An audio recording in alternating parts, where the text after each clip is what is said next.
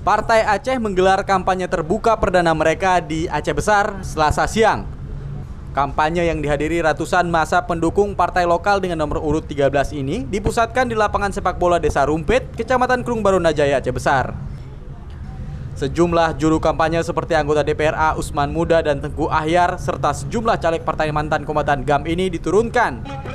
Dalam orasi politiknya secara bergantian, para jurkam Partai Aceh masih menggaungkan semangat MOU Helsinki sebagai landasan perjuangan kesejahteraan masyarakat Aceh.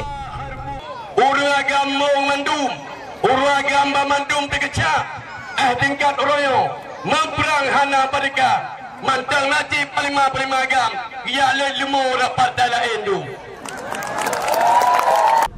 Sayangnya, kampanye Partai Aceh ini melibatkan anak-anak yang dilarang dalam aturan kampanye. Ratusan anak-anak menggunakan atribut partai seperti kaos dan jilbab bergaris merah putih hitam. Tim Liputan Aceh Video melaporkan. Buktikan merahmu.